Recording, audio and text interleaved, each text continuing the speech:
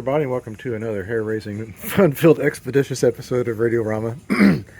Notice that I put hair-raising first because, I don't know, I meant to get started on this episode a lot sooner, but the thing is like my garage has really been stinking like gasoline for a few days now, and I've been thinking, well, it's been, real hot out here. It's been over 100 degrees like the last week, and so finally cooled down today, and I came out here again and I was like, man, it stinks even worse. Like, how could that be? And I was like, it's got to be the carburetor. The carburetor float's getting stuck. And I was like, well, maybe I should, I don't know, order a carburetor to rebuild on it. So I did, ordered one. I was like, it'll be good practice to work on that. And anyway, long story short, I crawled underneath it and it was dribbling gasoline out of the bottom of the fuel pump. And so I just snugged up a little bolt, and I guess that was enough, and it quit. It's like stupid crap like that. I love the car, man, but like, this is a whole different level of age. Like, it's a 75-year-old radio. They break down too, but they also don't leak gasoline all over your garage. Anyway, this is a 1934 Emerson Model 45. I know because it has this tag on it.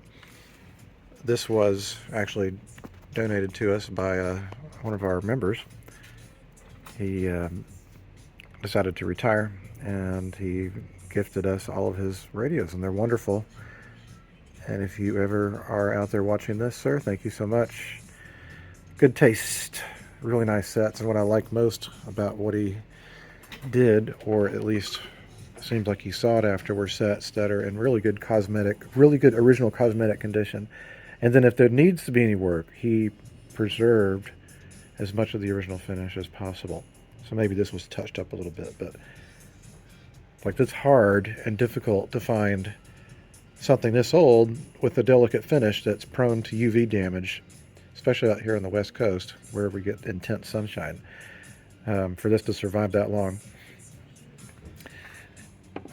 All of the sets, most of the sets that I've worked on from his collection, not all, but most, still work. But oftentimes they need, an overhaul. They're in original condition and somehow still working, or they've had something done to them a long time ago, or maybe a bare minimum done to get them working, which is fine. I mean, I understand. I've got radios in my collection that are not working. I don't care. I just like the way they look. So I can trust that I can turn this on. I'm saying that because I literally caught my isolation transformer on fire. It's a stupid story. When I get over how stupid it is and being embarrassed, I'll tell you about it later. It's good warning. You know what? Actually, after I introduce this radio, I'm going to bring this over here because I think it is important. Hard lesson. Anyway, let's go ahead and fire it up with the intention of... What I'm going to do is I'm going to turn it around so I can see what's going on as I turn it on. That way, if it does anything catastrophic, I can turn it off. Because right now, again, I don't have an isolation transformer or a variac. Okay, that's good. The pilot light's on. That means the filament's intact. Got tube filaments going. We got audio. Hey, San Francisco, Jack Harris. KCBS. We're looking for hope on the markets, too. Moving on to Nancy Lyons, joins us from the Adult Financial Group Money Desk. Estimates for insured losses from Hurricane Helene are now up to as much as $14 billion. That's certainly expected to go up after Hurricane Milton. Moody's RMS. Man, this episode will probably air long after this hurricane has done what it's going to do, but I feel for you folks that are in the path of this thing, and it's just happening more and more. Like, things are changing, whether people want to admit it or not. It used to never get as hot here as it does now every year, and as a matter of fact, most of the houses here do not have air conditioning because there was no need, because it's very mild. But now it's getting hot, and the houses are just real thin with single pane windows, and so when it gets hot, it gets hot. So I've been sitting in front of fans But anyway, you guys in Florida, I hope everything works out in the future. Now I think what I'm going to do is remove the chassis, which is easier on this set because we have a speaker plug, which I really appreciate. And there's probably some bolts holding it in at the bottom. And we can see what, if any, and how much has been done to this in the past. Welcome to day number 2 of working on the Emerson. I didn't get far last night because I started pretty late and I was tired. But I pulled up the schematic on this because it's not super straightforward. I don't know why, but some of these early 30s radios, they're definitely not standardized as far as what would make sense, even though I'll clearly state I'm not an engineer, so it probably makes sense from an electrical perspective, and someone else that's a lot smarter than me can explain it. But I was looking at the schematic, and we have a negative voltage that's supposed to come off of the field coil and the power trans here, and the positive goes, I believe, here. There's in the schematic it shows that there's a connection between a number 42 and 75 tube via a set of capacitors, and that is the negative. The other one, the other value that's in here, there's only 4 wires. The other one goes to chassis ground. So if I can replace this one and test the set and it still works, then we'll probably be good. Alright, well I replaced the first one and I tested it and the set worked still, so I replaced the second one out of this weird electrolytic can here, and I want to see if it works. The rest of the capacitors are marked with their polarities. So I'm going to try out, oh by the way, I bought myself a new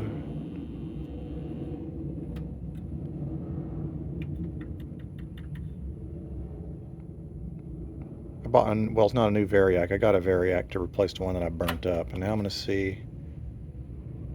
Okay, it's not drawing that much, even though if an electrolytic was put in backwards, it probably wouldn't cause that much problems as far as amp draw.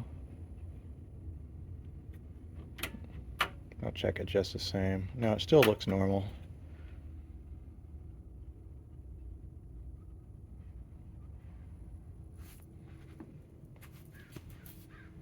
Touchdown report. He's really supposed to be outside. Okay, well, it still works, so that means I haven't blown anything up yet. So that means we can start clearing some of these guys out. I'm going to start with the top layer of stuff, and then, almost said a bad word, and work my way down through the layers of capacitors and continue to test intermediary, kind of like in between, to make sure that I'm not missing anything. All these guys need to be replaced with new electrolytics. These are, even though the set works, these are, I wouldn't trust these to be good. Usually when you put stuff back into service and start using it, that's when things start to really fail. I learned that recently with the Plymouth, as I was saying last night. It started leaking gasoline in the garage, which was kind of scary, but I fixed that. And now I can devote more of my time to this lovely radio. So let's do that. Replace these electrolytics, and then start replacing the paper caps, which have their values written on them here. 1/10 of a microfarad, 200 volts. I go with the same or similar value. You can get pretty far away from the value. Sometimes you can go 20% or more. The voltage needs to be at or greater. I go with 630 for everything. For my electrolytics, if it's got a power capacitor, or not a power capacitor, if it's got a power transformer, I put in 450 volt rated capacitors. All the electrolytics are now replaced. And again, the set still works, so I can proceed. And that means replacing all these guys. They're not polarized. Interesting. Tiger brand. There's even a brand I've seen out there called Dwarf Tiger. I'm not sure why these companies decided to give their capacitors silly name. There's one called Tiny Chief. There's another one. I don't know. I've seen all kinds of goofy names. Maybe because they figured customers aren't going to see this stuff. It's inside their product, so who cares? Let's give it some dumbass name. So, Tiger brand capacitors. But they're marked with their value. I perused over the schematic just briefly, and pretty much everything in here looks correct. So I'm just going to look at the values on the caps and replace them. I had to go get some parts at the museum today, and I'm running low on tenth of a microfarad caps, and luckily they had some there in the storage, so I got some. And so I'll just start replacing each one of these one at a time.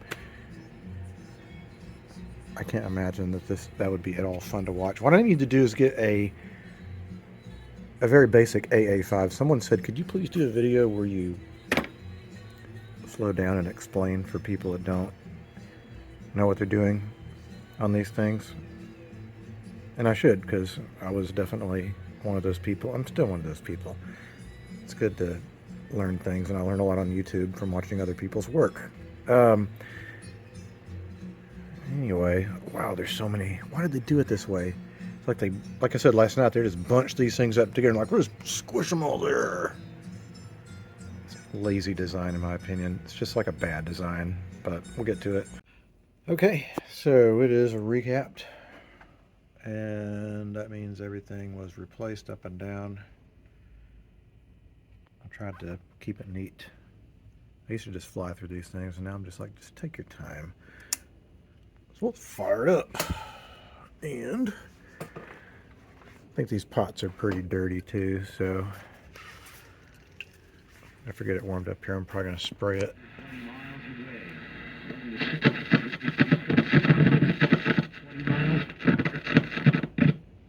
Yeah, it's messed up. All right.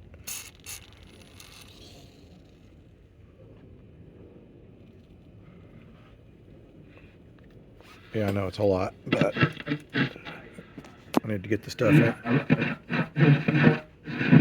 Thousands of people are relieved to the Gulf Coast because of the expected flooding and storm surge. This woman came here to Orlando from Tampa. She's worried about those who are still back there. People that can't get out have no way out. People that chose not to get out. CBS's Christiane Benavides says she has good reason to be concerned. The potential impact could be of historic proportions for the Tampa Bay area. I'm Peter King in Orlando. Now with more on the storm, here's Jennifer Kuiper. President Biden says the federal government is ready for whatever Hurricane Milton brings. More for CBS's Linda Kenyon in an address to the president. Resources and personnel are on the ground in Florida, where Milton is expected to cause major damage. There's thousands of known when it stays and ready to go. There's 40 million liters of water. And Biden says while recovery could take some time. We've got your back. And Kamala and I will be there for as long as it takes to rescue, recover, and rebuild. The president also decried disinformation about the federal response, much of it, he says, spread by former President Trump. Linda Kenyon, CBS News, Washington.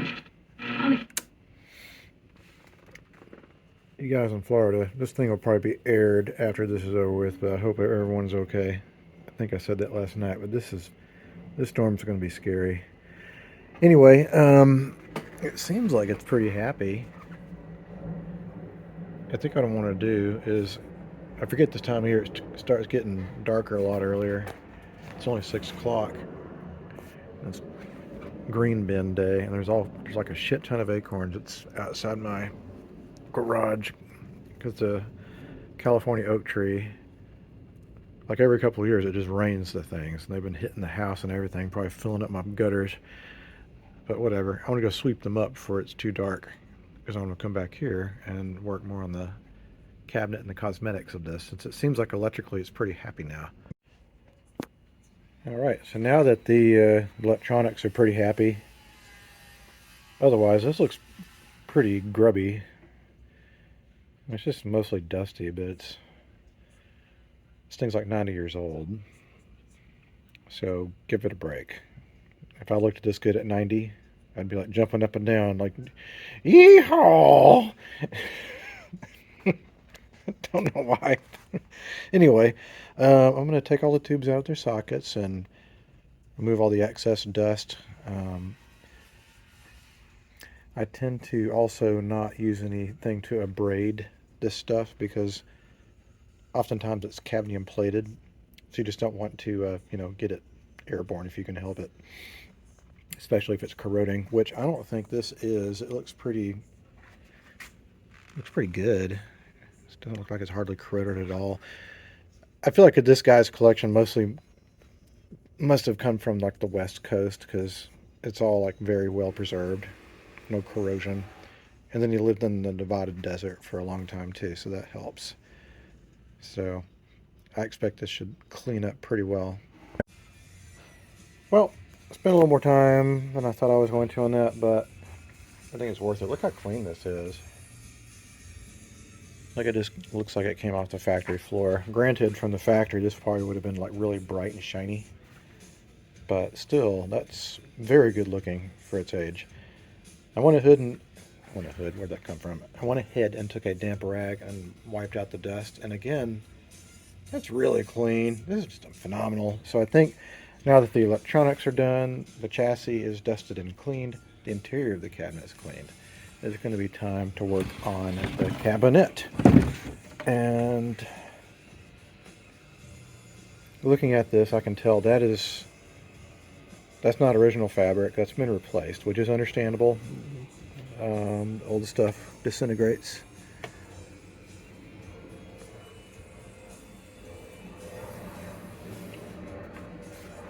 Got a lot of wear around the knobs here. Some wear, you can feel it. So I think this is an original finish.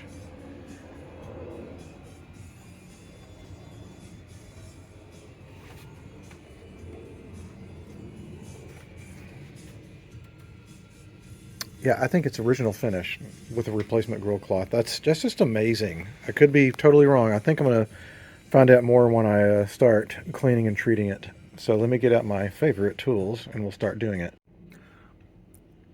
Yeah, well, the finish is in relatively good shape. So I'm going to start off with some Old English.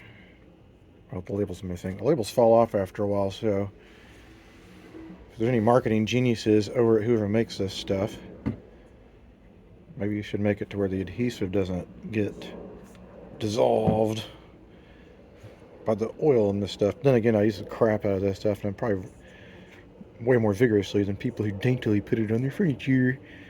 So what I'm going to do is I'm going to put a little bit on this rag here. A little bit meaning a lot. Paper towel, rather. And then I'll just start like working it into the finish. Who knows what's in this stuff? And I'm probably like giving myself cancer, but it sure works really well.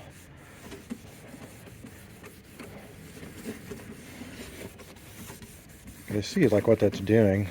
And again, I put it on like pretty liberally.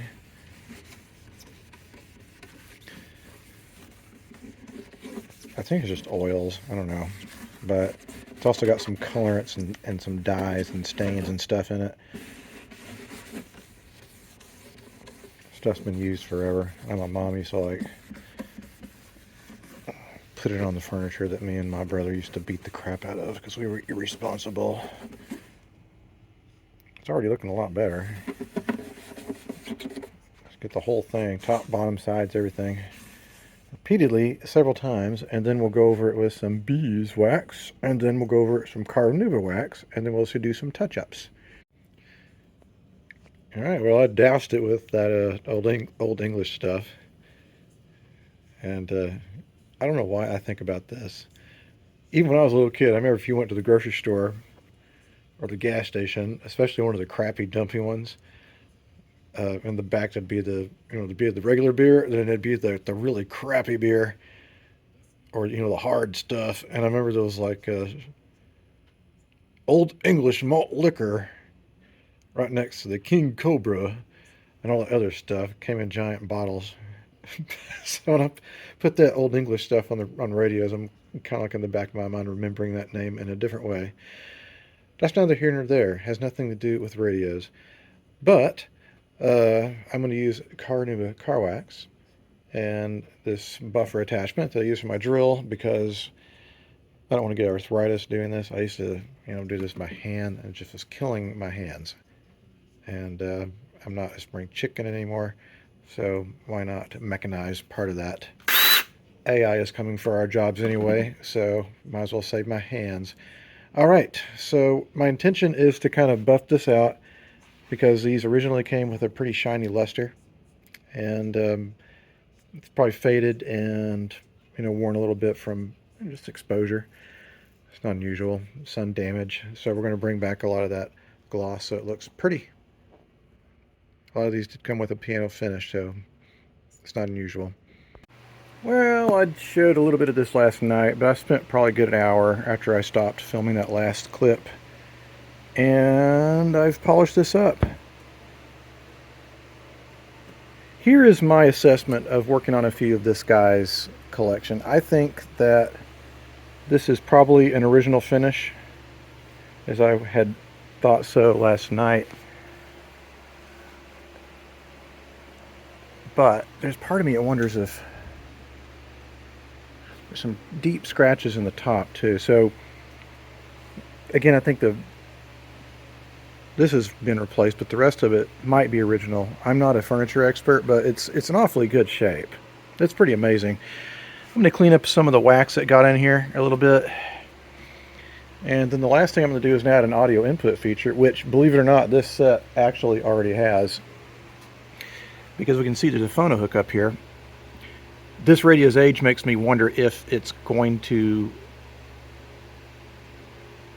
take audio in without some sort of amplification, and meaning amplification through a isolation transformer with a ratio, and I'm not mathematically gifted at all. You're looking at 120 volts in, 6 volts out the other side. But we'll try it first. Maybe it'll work just fine without it. Well, let's take a look here. Sometimes it's easy to tell which is the positive side of the audio positive side, and this one is not too hard. This is the volume control, and I can see that one of the leads, after tracing it, comes all the way up here and goes to the volume pot. That makes sense. That means by default the other one's negative. And where does it go? It looks like we have excuse me, a couple of leads coming off of it. We have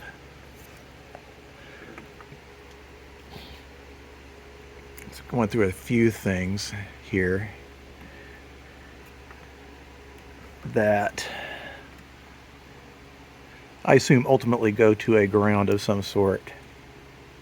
It's hard to tell, but probably. We'll hook it up the way that it's shown. If not, I'll go directly to the chassis ground for the ground. Now, let me make something really clear here. This is super important. Do not do what I'm about to do if the set does not have a power transformer. Because the power transformer, you see here, you've got one end of the AC line going through the transformer, and then it distributes all its power here, there, everywhere. On a hot chassis set, or even a floating chassis set, you'll have, in the worst case scenario, you'll have the AC line going directly to the metal chassis. And that means that if you touch the metal chassis and ground at the same time and it's plugged in the right way, you're going to get shocked with everything that could potentially come out of that outlet. Now with the transformer, you're electrically isolated, so you can just run directly into the, the volume control.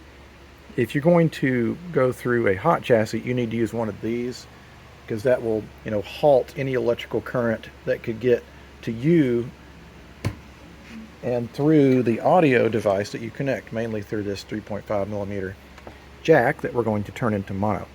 So I'm not sure if that made any sense, but I'll go ahead and put it in and see what happens. I think what I'll do is I'll clip it in first and see if that works. And if not, then we'll need to add one of these. And I'm also curious, I don't think this has a switch to turn phono off and on. I'm not sure what that does. It seems to turn off. That could be turning the radio signal off. I never really tried it, but we'll find out sooner or later. Alligator clipped it in just to see what it would do, and it works actually surprisingly well right off the bat.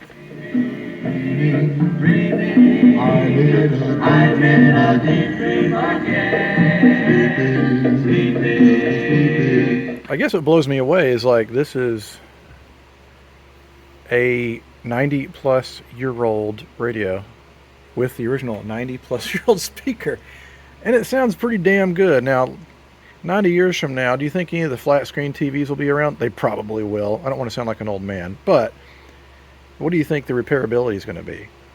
Who knows? Maybe there'll be people like me 90 years from now who'll be like, wow, can you imagine? Because probably in 90 years, who knows? Either the human race won't exist anymore, or the way that we consume our media will be completely different. Probably all done by AI. I don't know, man. This AI stuff is kind of concerning to me. As in, I think I'm probably going to have to learn it. Otherwise, my professional career is going to, I don't know. A lot of the stuff I do creatively could potentially be replaced by robots, but hopefully it won't happen for a little bit, or it could happen tomorrow. Who knows? All that matters right now is that this radio seems to be working pretty good. Got a little bit of just working out the last of the scratchiness in that volume control.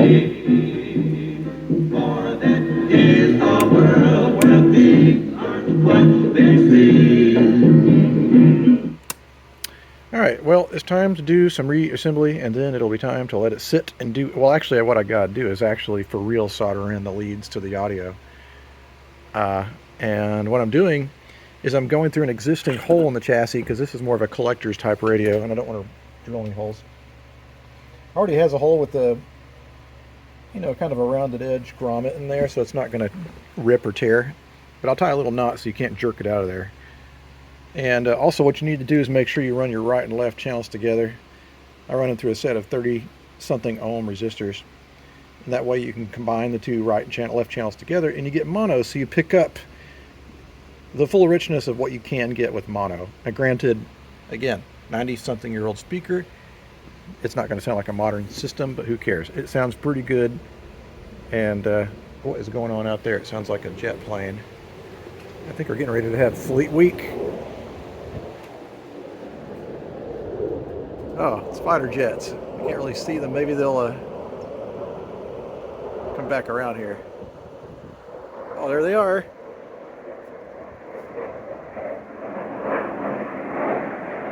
Holy shit, look at that.